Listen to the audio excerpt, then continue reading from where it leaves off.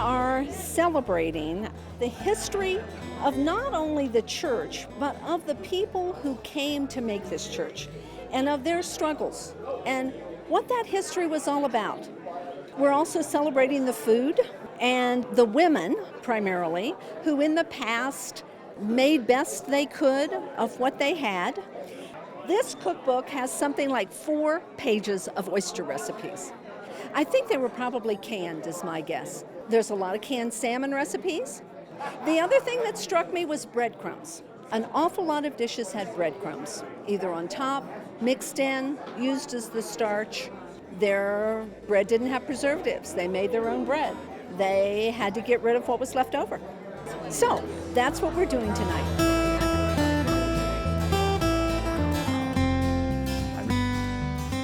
Tonight, in coordination with the 150th celebration of our church, we have arranged for a time traveler, Jacob Butler, to be transported through time to tell us about his travels from New York State to the Colorado Territory. The goal of this program is to give you some sense of the historical context of this church's founding and to give you one example of the life of one early member. Betty, have you checked? Is our time traveler, has he arrived? Would you all welcome Mr. Jacob Butler to our stand?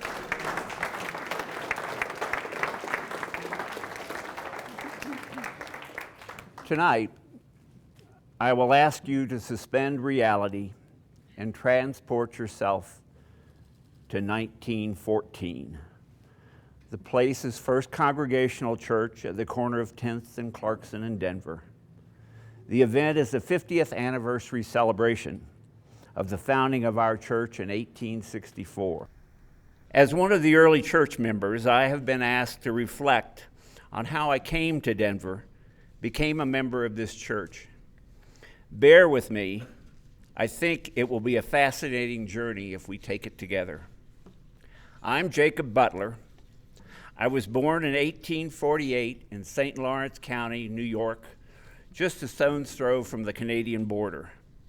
I grew up on a small dairy and grain farm. My father, Luke, though usually I just call him Pa, had a small seed and farm equipment store in the village next to our place. Let me introduce you to my family and where I spent my first 15 years. I had a brother, Caleb, who was 4 years older than me, and a little sister, Elizabeth, Lizzie. We were a normal family. Mom did all the housework. We kids helped with the chores, though we fussed about it a lot. But we were pretty good at it. It's funny, but I have trouble remembering my mother's given name because I almost never heard it. We kids called her Ma.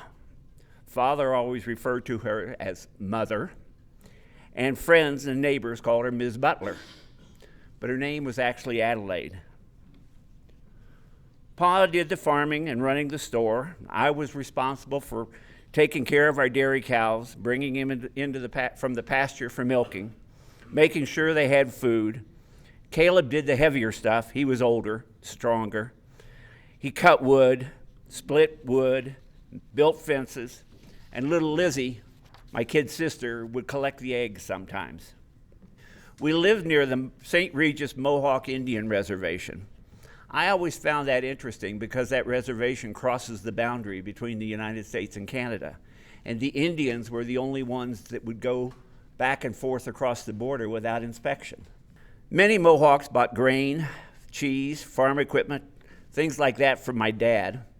I knew they had once been enemies of us. They had always supported the British in 1812 in the War of Independence, but that was a long time ago. Our family became friends with many of the Mohawk families. I had some Indian playmates who taught me a lot of things about the woods and hunting. I learned several words of their language. Deep down, they weren't very different from us. This youthful impression of me foreshadowed many of my attitudes once we immigrated to Colorado. Here's one of my Mohawk playmates. Doesn't look much different from everybody else, does it?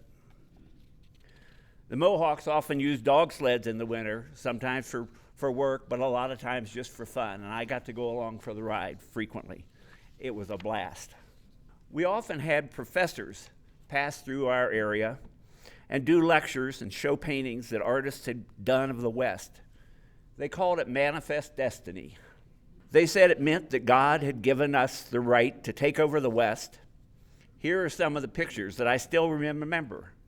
Little did I know that soon I would be living Manifest Destiny, the destiny that they so romantically represented. Our family were regular churchgoers for as long as I can remember. Because our little village didn't have a church, we were members of the First Congregational Church a few miles away in Malone, New York. Our church's former pastor, from before I was born, was the Reverend Ashbel Parmalee. He had some local fame and notoriety because he was an early and passionate and eloquent speaker for the abolition of slavery. Church members enthusiastically responded to him and were active in the Underground Railroad. They helped secretly to bring escaped slaves from the South to freedom in Canada, which again was only about a dozen miles from our farm. The Reverend Parmalee, to show how advanced he was, saw to the ordination of Lemuel Haynes, the first Negro pastor of any mainline Protestant denomination in the country. Just like really great pastors today, Reverend Parmalee's legacy resonated long after his tenure ended at our church. His moral presence remained even when I was a youth, a decade later. I'm telling you this because his abolitionist spirit and passion for social justice indirectly led to why I'm here tonight, reflecting on my involvement with the church in Denver. In our church, even as a 12-year-old, I couldn't avoid hearing the echoes of the voices of William Lloyd Garrison, Reverend Parmalee, of course, Harriet Beecher Stowe, and even that crazy John Brown who took over the arsenal at Harper's Ferry in Virginia. The fact of the seemingly intractable issue of slavery in the South caused my pa to worry very, very much about a possible war. And we now know what happened to our nation. The Civil War was horrific. Well, something else happened to our family. After shots were fired at Fort Sumter in 1861, and most of the southern states tried to leave the Union and start their own country, anger and outrage spread throughout the North, and a devastating war had begun. Our little community in the North Country of New York was not immune. My older brother Caleb was 17 years old in 1861. He was an idealistic and hot-blooded teenager. And while there probably was no way he could not have eventually been sucked in, he immediately enlisted for the Union Army. I was only 13. I was way too young for war. To make a painful story short, Caleb was killed at Little Round Top in Gettysburg on July 2nd, 1863. Even though my brother was from New York, he somehow got engaged with the famous 20th Maine Volunteers under Colonel Joshua Chamberlain. His regiment of about 400 led the heroic defensive struggle, later named the Swinging Gate, that prevented the rebels from sweeping around to the south and attacking the Union lines from the rear. They had prevented a Confederate attack from the rear, causing General Pickett to mass all the remaining forces and hit General McClellan head-on at the wheat field the next day, without the diversion of an attack from the rear, the diversion that would have caused. The South lost. It turned out that Gettysburg was the high water mark for the South. They never got that far north again. Over half of Chamberlain's men survived. Unfortunately, Caleb was not in that half. He was among the many thousands dead on the fields of Pennsylvania. We never got a chance to even bury him.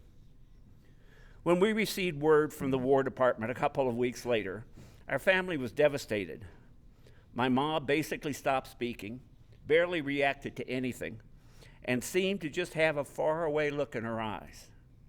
Lizzie was really too young to comprehend what had happened, but was crying all the time because everyone was so despondent. On the other hand, I, now 15, was enraged. I wanted to strike out against those who killed my brother. I wanted to lie about my age. I said I would lie about my age and enlist. Now, not only was my family in grief and mourning, they feared for me. Pa seemed almost panicked when he said he would not allow my enlistment to happen, and quickly decided he was going to sell the farm and the store and take the family west to escape the war. My world was falling apart. My memories are fuzzy here. My brother was dead. My mother was lost in her own world, lost in her grief, barely able to relate to reality. I'm sure I did not help things much at that time. My rage was overwhelming. I was angry with those slave owners who pushed the war on us, angry with my brother for enlisting, angry for the Rebs for killing him, and maybe most angry with my father for not letting me avenge my brother's death. It's still a jumble in my mind today. I don't think I'm going to ever get those memories sorted out and those emotions.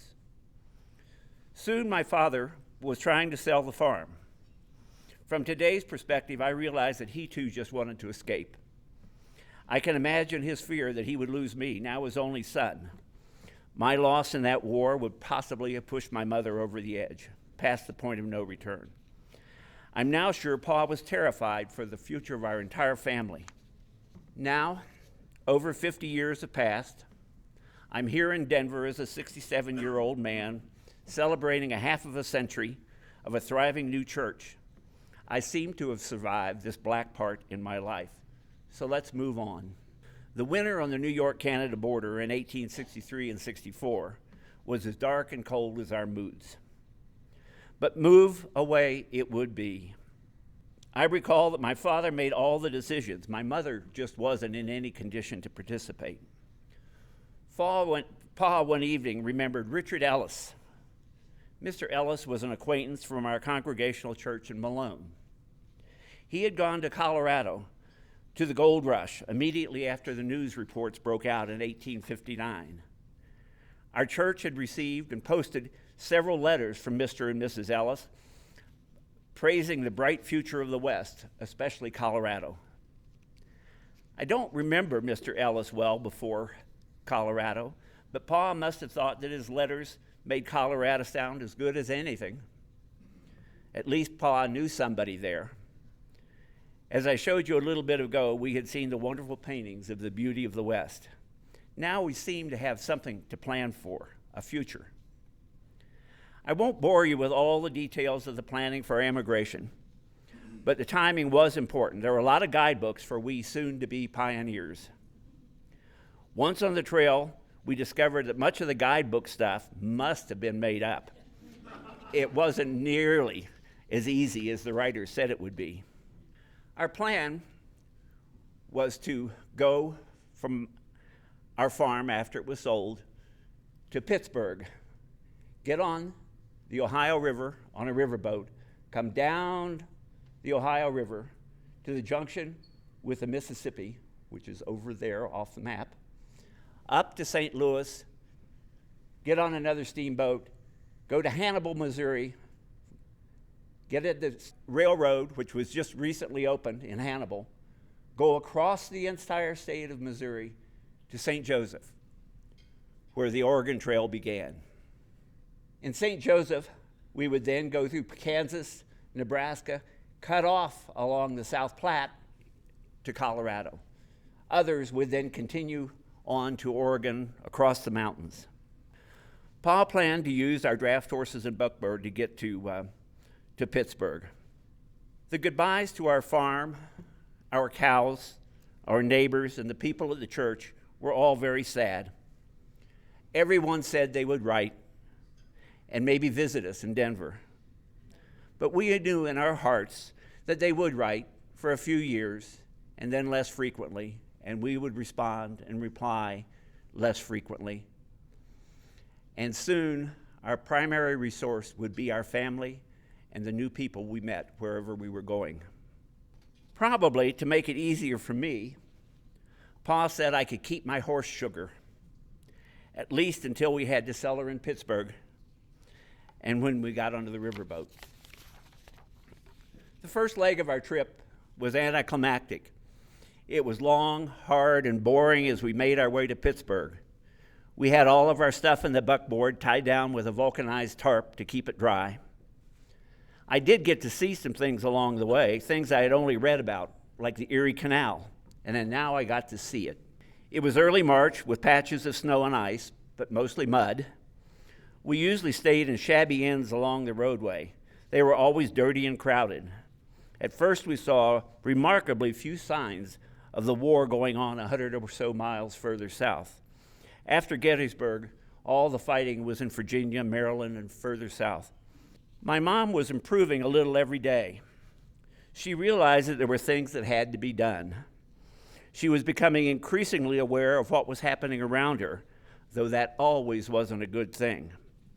As we drew closer to Pittsburgh, we began to see bedraggled men coming north or into villages, missing limbs, many with vacant looks in their eyes. They were obviously casualties from the war. That was not easy for my mother to experience, but she sprang back more quickly than I would have ever imagined. After we joined the National Road in central Pennsylvania and turned west towards Pittsburgh, we were joined by many massive Conestoga freight wagons. I asked my father if that was what we would use on the Oregon Trail, and he said, no, they are too big and too heavy ever to make it over that rough a trail. We would use just a smaller, much smaller covered wagon. That would be our home for a couple of months on the trail, a smaller covered wagon. We finally reached Pittsburgh after a couple weeks on the road. I don't know what I expected, but I was overwhelmed. Over 50,000 people lived there. It was dirty, muddy, and smoky from the steel mills, but it was still exciting. I had never seen anything like it. It was dynamic. Things were happening. It was really the gateway to the West. We clearly weren't the only immigrants heading west. The riverfront was a beehive of activity, with the steamboats being unloaded, things from as far away as New Orleans, and then immediately being reloaded with people, animals, and supplies going west. I had never seen saloons and cheap hotels like I saw on that waterfront. And oh, the pretty, painted, flashy young women hanging out the doors and windows, actually wanting to talk to me. A gawky teenage boy with very well-worn clothes. When my mom saw me looking at them intently with a goofy grin on my face, she put an end to that. From then on, Ma always put herself between me and the friendly, pretty women and the saloons. As I said, time was a problem, and it was the case with this entire adventure.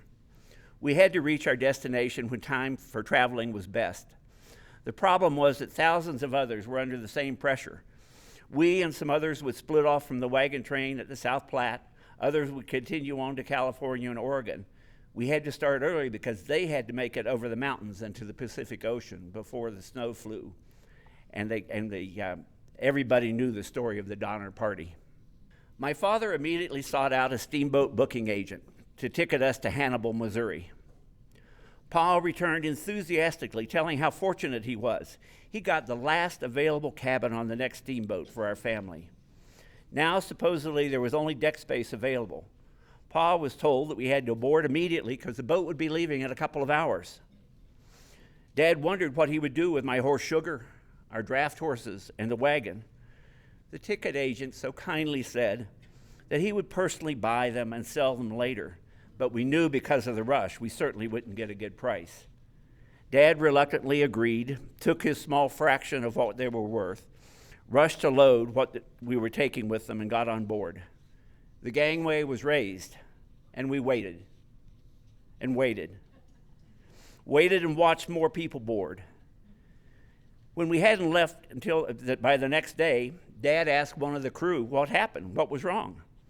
And he was told there was more deck and cargo space to sell. They were also waiting for 2 more days for a very special passenger, a Captain Marcy, who was going to take command of one of the Indian forts in Wyoming to protect against the Indians. Dad had been grifted. He actually had plenty of time to sell the horses, the wagons, buy some of the needed supplies. but we were being held essentially prisoners on board the boat. Eventually, we did get underway, and the excitement began to overtake me. I even put my brother's death out of my continual consciousness. We were on a paddle wheel steamboat, and once underway, we really moved, probably faster than I had ever gone before in my life. It was spring. The river was at its spring flow.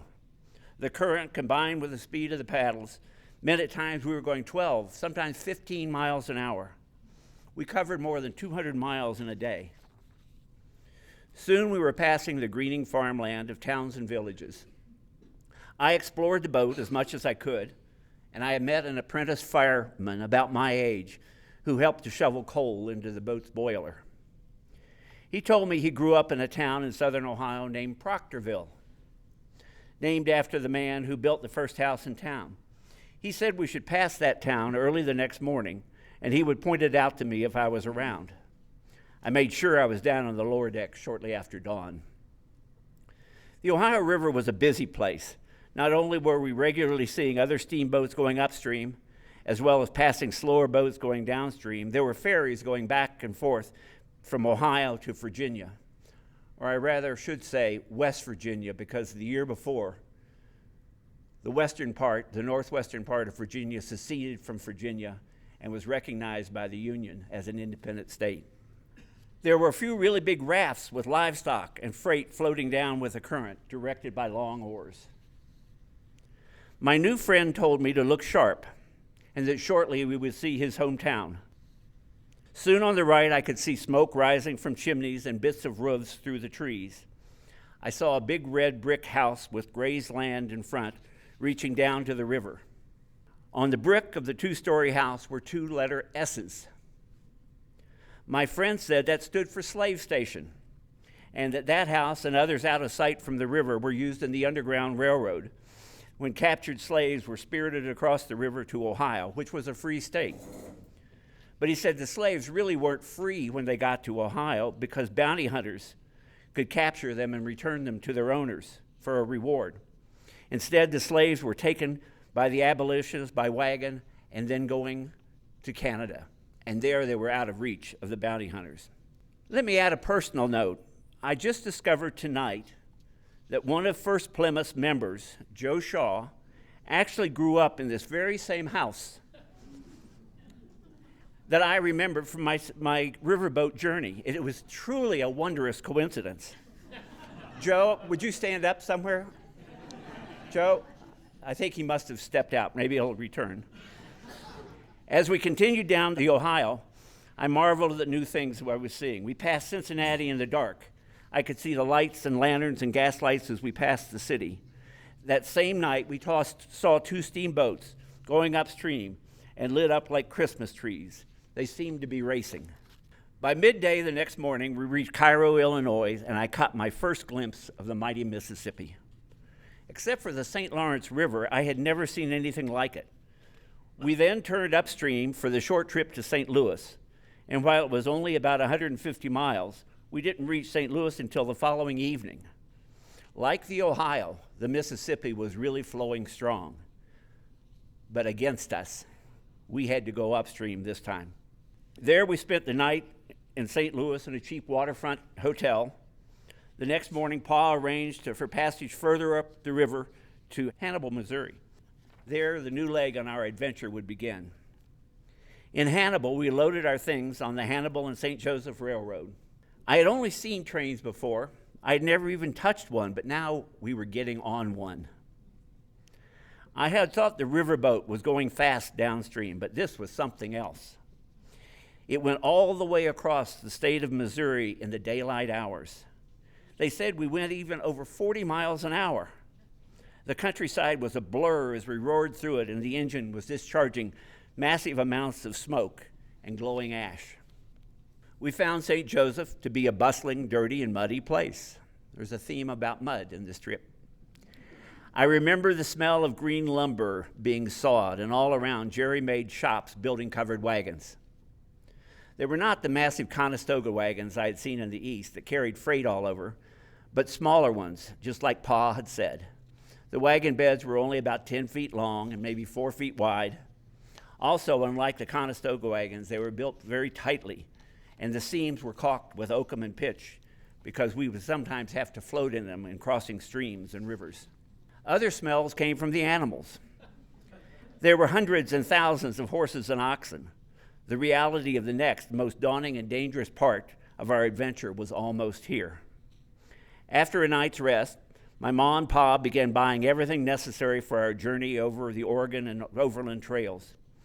Pa had a list from his guidebook of what we needed. He estimated it would cost well over $1,000 to outfit us. Unlike today, that was big money.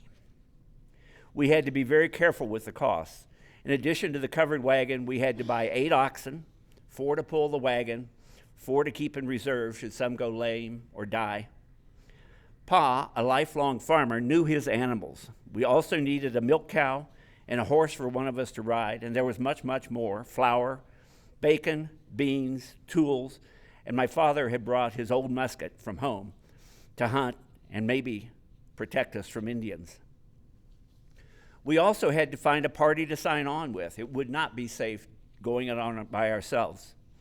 He found an experienced trail master who had done the trip twice before. He seemed very stern but fair. In the week it took to provision, the trail master continually told us what was necessary and what we had to get rid of. When we first rolled the wagon on the scales, we were 350 pounds over the weight the trail master would allow. We had to get rid of a lot of my mother's china, some furniture. It was sad. My Ma's grandparents had brought some of the dishes with them when they had come from England. There was a photographer in St. Joseph, and he took pictures of our party and sold them to us before we left. If you look very carefully on the big group picture, right up there is our family. We finally got on our way. There were about 25 wagons in the wagon train, but other parties started on the same day. Soon we spread out. Each wagon in our train had 10 to 12 animals, so it was really a large party, though not as big as some. It was now mid-April. Everything was turning green. Wildflowers were beginning to bloom. And for the first few days, the trail was rutted but fairly smooth. We made almost 20 miles a day the first few days. But like I said, it was April. And that also meant showers and mud and high water in streams. There were times we were held up for a few days until the floods receded. Sometimes the mud was up to the wagon's axles. Often, rather than follow the wagon trail, we spread the wagons out so the prairie grasses would help keep the steel-rimmed wagon wheels from sinking in. As we made our way further west, we saw only cottonwoods, and then only along the stream beds. There were almost always only small trees and brush. I once asked the trail master why there were so few trees and why they were so small. And he told me that not too many years before, giant herds of buffaloes swarmed the plains, and they ate everything green, and that meant the shoots of new cottonwoods. But recently, many buffalo had been killed by professional hunters for hides, and the numbers had been greatly reduced. And in just a few years, the cottonwoods were beginning to reemerge.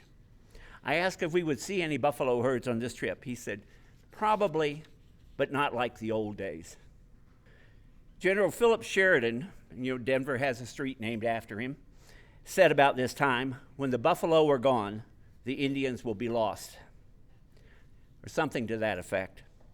As April turned to May, a dull routine set in, day after day of rolling grasslands as far as the eye could see. Days became warmer and longer. Mud often became dust. Frosty nights became hot days. Wagons regularly alternated their place in line. Take a look at this next painting.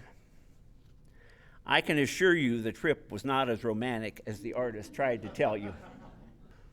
One day, our wagon was in the lead. I was on the reins and daydreaming, driving our ox team. Ma was at my side, knitting. Lizzie was napping in the shade of the wagon's cover when I was startled to see several Indians on horseback coming towards us. Dad was off on his horse looking for a rabbit to shoot for some fresh meat for a change.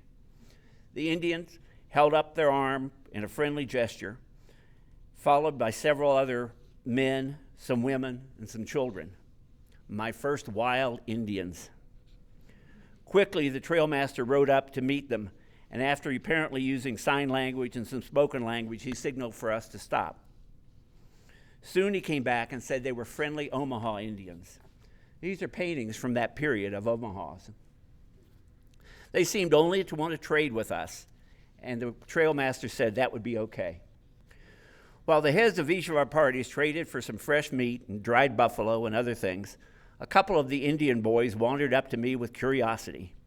You will remember that I had Mohawk friends from back on the New York reservation, and I knew several words. I confidently used them on the young Indians, and they looked back at me with utter confusion. I had naively thought that all Indians spoke the same language.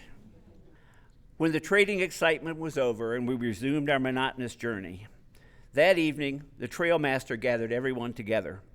He told us we were beginning to get into the territory where all the Indians might not be as friendly as those we had just traded with. He began to teach us how to arrange our wagons at night to protect ourselves. He gave the head of each party a picture, illustrated with attacking Indians, to describe the procedure. I still have it. Around this time, I had my 16th birthday, and Ma, with the help of Lizzie, used some of our last dried apples to make me a birthday pie with real butter crust. You might ask where the butter came from. Out on the trail. Let me tell you a little trick that I learned.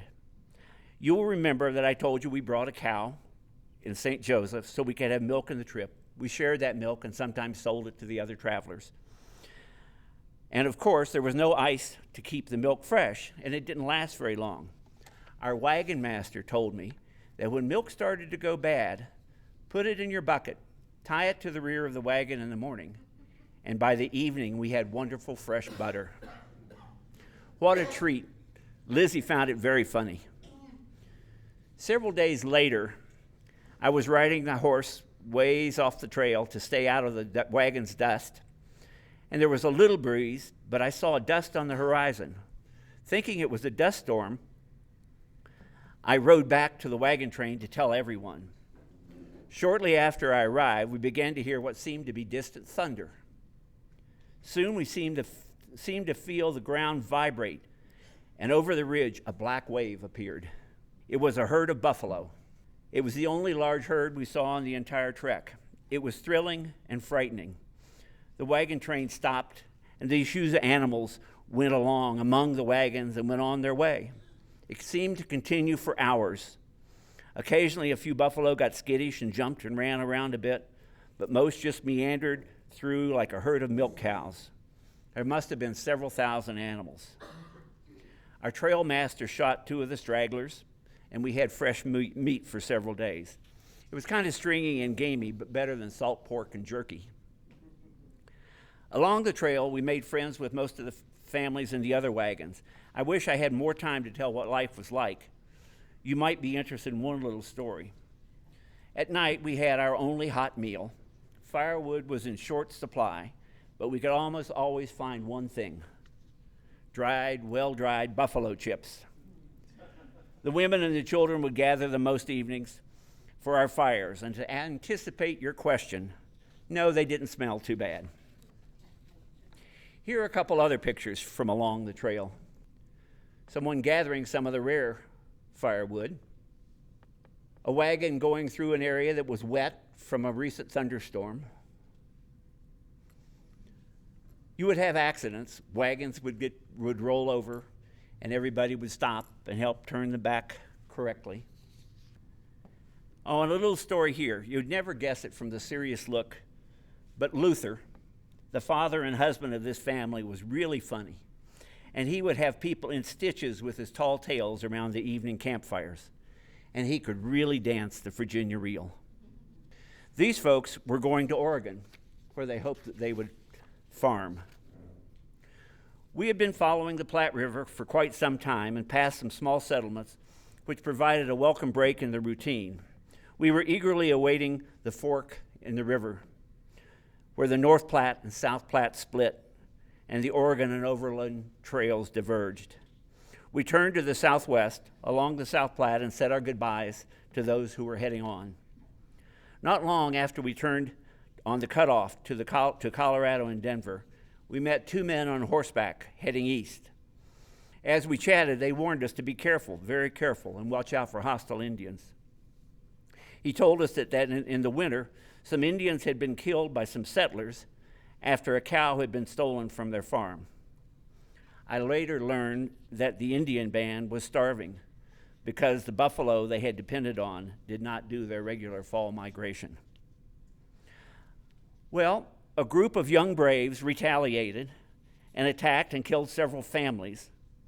And in response to that, the cavalry came and engaged an Indian band which had nothing to do with the original conflict. And a large contingent from that tribe attacked Julesburg in the northeast Colorado Territory, essentially wiping out the entire town and killing dozens. It was quite complicated. The situation was said to be exceptionally unstable and dangerous that spring, the spring of 1864. A few days later, a company of soldiers met us and offered to accompany us to Denver City. The trailmaster quickly accepted, and we nervously but uneventfully continued on. Our odyssey was over on June 1st, 1864, when we finally arrived in Denver City. We had traveled about 2,500 miles in just under 3 months. I don't know what I expected, but it wasn't like the cities back east. Most of the buildings were ramshackle frame structures or even log, and there were very few stone buildings or brick buildings. Most of the buildings along the South Platte were in ruins.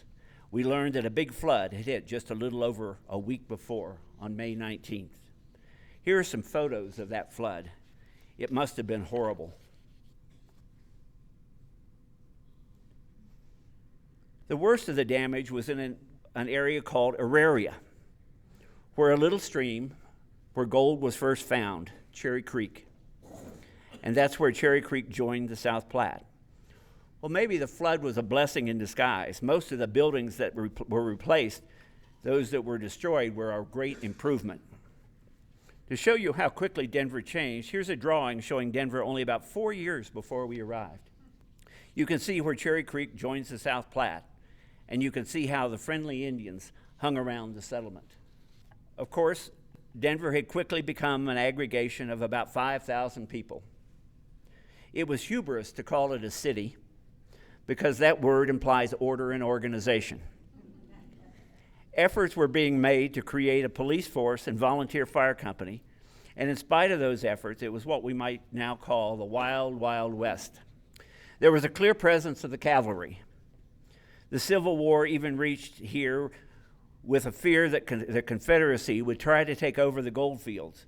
Gold, of course, was the reason for Denver's existence. The Indian threat was also a factor in their deployment. The threat from hostile Indians frightened the residents of Denver with good cause. I told you what had happened the previous season on the Eastern Plains and the destruction of Julesburg. Even in 1864, there continued to be many clusters of Indian teepees outside the city. They were occupied by bands of Indians who, because of their past cooperation with the whites, were also afraid of the warring Indians. They too had been promised protection by the Army. We set up our camp just outside the city, and my father left to inquire about his old congregational friend from our church in New York, William Ellis. Being a small city, it turned out that just about everyone knew Mr. Ellis. As I had said earlier, Mr. Ellis and his wife had left Malone, New York, in 1859 after the discovery of gold in Cherry Creek. In one of the letters Mrs. Ellis wrote back to our church, she said that they, quote, found the riches had been greatly exaggerated. Very few had grown rich. Mr. Ellis had seen that the merchants did fairly well selling to the prospectors.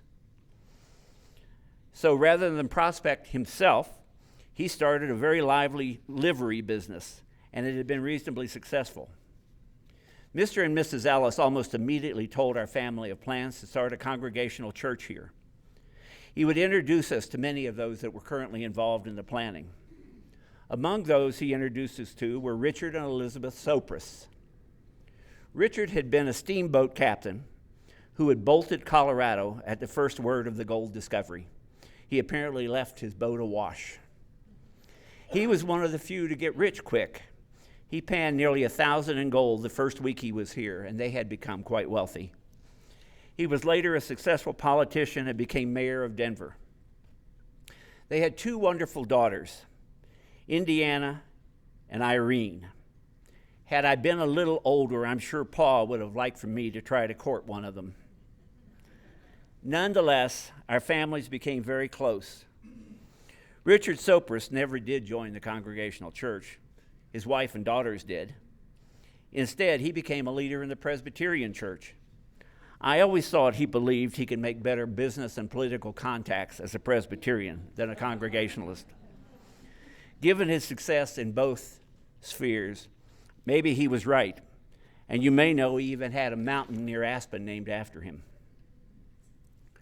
I understand that my good friends Elizabeth and her daughters Irene and Indiana visited the 21st century First Plymouth ahead of me and got to visit with some of you last spring. I'm surprised particularly that Irene would come. She had always thought time travel to be a bit spooky. As I mentioned, the Soprises were among the first people Mr. Ellis introduced us to that summer we arrived in Denver. They were exceedingly warm and welcoming, and the women were so excited about starting a new congregational church. They believed they had a wonderful core group of about 20 families and hoped to get underway in the next several months. They encouraged us to join their organizing group since we had been Congregationalists in New York State. But the process of our families getting settled in a new place limited our participation, but not our enthusiasm for the project and for the great people who had undertaken this challenge before them. While we missed becoming charter members of the church, we did join at the first opportunity. There was the same spirit, values, and sense of progressive mission in these people that we had found in our church that we had left in Malone. We really came to love these people. They provided us with an anchor in those first months and years in Colorado and helped us make Denver our new home. Paul was secretly surprised, but very pleased that the church actually got off the ground. There were so many denominations that had recently set up churches here, including the Presbyterians, the Methodists, Episcopalians, Baptists, and of course the Catholics. It was a very competitive religious market. The new churches were all looking for a place to meet. They all planned to build their own building once they were established. One group met in a courthouse, and another, whose denomination I don't remember, met in a room over a saloon. And one Sunday morning, there was a gunfight below, and shots were fired. Some went through the ceiling, completely interrupting the service. Nobody was hurt, but the pastor and his flock quickly decided to find other lodgings for their meetings. The Baptists, being Baptists, soon found some little biblical interpretation to argue about. And of course, that led to a group splitting away. Fortunately, the splinter group decided to buy a small log dugout on the corner of 16th Street and Curtis. They couldn't afford it, so they offered to rent out enough time to the congregational group for their services and prayer meetings, and thus, this is how our thriving church got its start. That's the only existent picture, photograph, drawing, or anything of that dugout. Denver City itself was a mess. Those who came to Denver City with dreams of easy riches were beginning to drift back east with sour tastes in their mouth. The city was in a mild economic depression. Much of the business district had burned the prior year in a major fire, and then, after partially being rebuilt, you had the flood that I just mentioned. Like the rest of the country, the war between the states even caused great distress way out here. The outcome of the war, while seeming to favor the Union, was far from settled. Major Shivington's glorious victory at Glorieta Pass, New Mexico, reduced but did not eliminate the fear of a Confederate attack on Denver. The Major's initiative and leadership 2 years before was stunning to me, a 16-year-old. He had organized a militia of about 1,000 Coloradans, marched them to New Mexico, and at Glorieta Pass was victorious and sent a large invading force of Confederates back to Texas. He had saved Denver in my mind. The Confederates had wanted to come to the Colorado goldfields and saw Denver as the key. Major Shivington, who was also a Methodist minister, was my hero. His rout of the Confederates meant to me he could do no wrong. I yearned to join him in his fight and finally have a chance to avenge the death of my brother Jacob. Major Shivington continued to drill his militia of volunteers in Denver, and I often went down to march with them at the drill practices on the edge of the settlement. I hoped, though I was still only 16, that I might finally get a chance to be in the fray. One day in October, Major Shivington saw me marching with his militia and pulled me aside. He asked me why I was there. I told him about my brother. He told me to go home, that I was too young, and that his plans were not to engage the Confederates this time. And besides being so young, I really shouldn't see what he thought would happen shortly. He seemed deliberately vague. Confused by what he said, again I was angry because I was being held out of the fight I wanted to join. Of much more immediate concern to Denver was the Indian threat. Rumors ran rampant, and reports of new kidnappings and farms only a few miles from Denver City. The people were divided between those who thought if the tension levels dropped, everyone could live together, including the Indians. And there were others who believed the Indians had to go one way or another. In late September of '64, there was great excitement. We learned that the chiefs of the Arapaho and Cheyenne tribes were coming to Denver City to return hostages they had captured and to negotiate a truce. Outside Denver, they left their ponies and their weapons and transferred to wagons and buggies. I was there when they came into town. Optimism was very high. If you were to look in the far corner, you could see me standing there. Optimism was at hand when the agreement was reached, but hope was soon shattered. Tragically, in late November, I found that my hero, with the support of Governor John Evans, had taken his militia 180 miles to the southeast, and at dawn, without warning, had attacked a large encampment of peaceful Arapaho and Cheyenne Indians who had just signed the Denver Treaty. His men had massacred nearly 200, mostly women and children. One of the old chiefs was even flying a U.S. flag that had been presented to him at the peace talks in Denver. When the major returned to Denver, many hailed him as having won a great battle. But when word began to leak out about what really had happened, some of the men began showing some of their grisly prizes, many of which were far too outrageous to describe here. I was shattered beyond comprehension that one whom I had considered my hero could have ordered, organized, and participated in such a grotesque abomination. On that day, I learned an important lesson about my youthful hero worship. I felt embarrassed. The new congregational friends we had made were also outraged at what widely became known as the Sand Creek Massacre. They also felt betrayed by Shivington, who never again would be held in high esteem by most Coloradans. Well, I noticed by the timepiece on the wall behind you that I may have outworn my welcome. You have been patient with the rambling memories of an old man. I thank you for your kindness. Maybe I can come back again in another 50 years and let you know what's happened to me, the Congregationalists in Denver, and the city itself. I'll give you a little preview. The church grew and prospered. It has done much to be proud of, but stumbled and fumbled a bit at times. The pulpit has been mostly graced by luminary pastors. Over the decades, I firmly believe the direction has been forward, progressive, and beneficial. My family grew up to love and trust our fledgling church and its members, and I still do. Thank you very much, and I have time for a few questions before I have to leave on my time travels.